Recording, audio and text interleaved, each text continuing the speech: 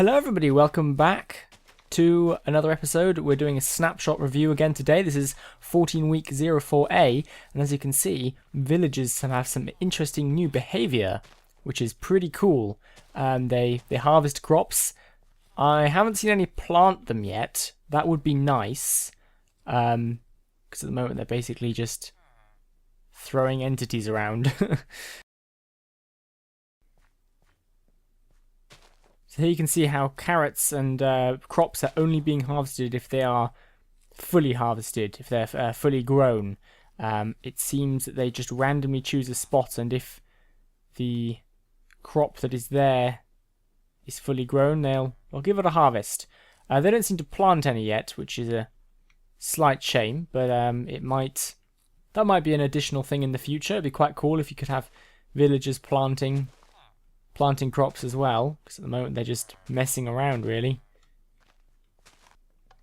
So it looks like dispensers still can't plant seeds, which is a real shame, but it does bring me to another addition to this snapshot.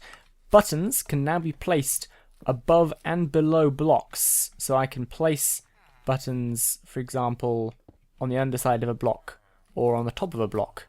I'm not sure how exactly this will be useful, but it might come in useful somehow. You can't stand on them, which is understandable, I suppose. They're not pressure plates.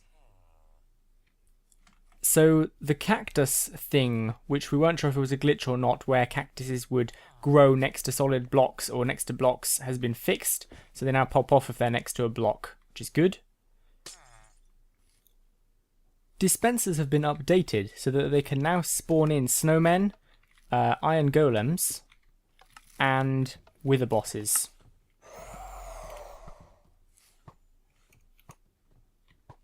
Wait for it.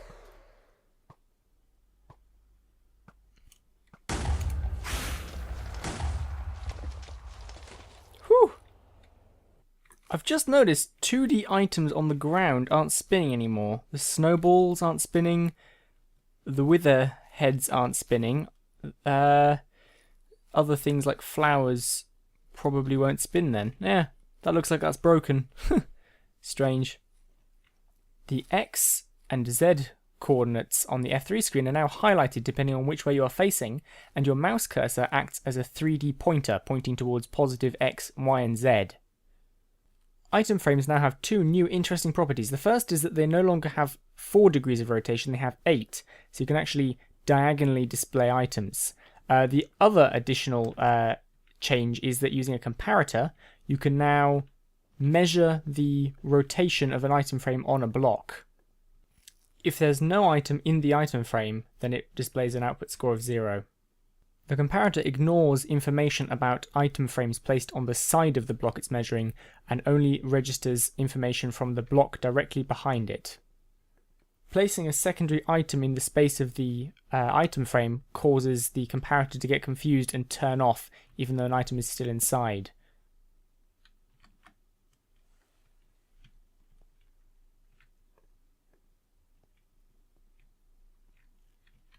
Three-dimensional items in item frames now have a backface culling error. So one of the coolest additions to this new snapshot is the particle command. You can summon lots of different particles now. There's a list right here. If I just pull it up a second, there you go. So you've got huge explosion, large explosion, there's tons. So you can just type /particle and then tab, and you'll get your list of things. Got a couple of them on display here. They look pretty neat. Don't make any noise. I mean, I haven't shown all of them, but most of them here. There's a lot of customization with these. I'm not even sure I found all of them yet. This is the items being dropped on the ground when you're walking or sprinting, which is weird because it doesn't display from the bottom. So there's all sorts of cool stuff here. There's water. These are one of my favorites, I think, the water and lava drips. And there's just every kind of particle you can imagine. It's very cool. Customization wise, you can let's see what a good one would be to demonstrate this. This is the firework spark one here. Firework spark. So the way this goes is you have your entity, your particle type. you specify where you want to spawn it. In this case, I'm spawning it 2 blocks above the command block.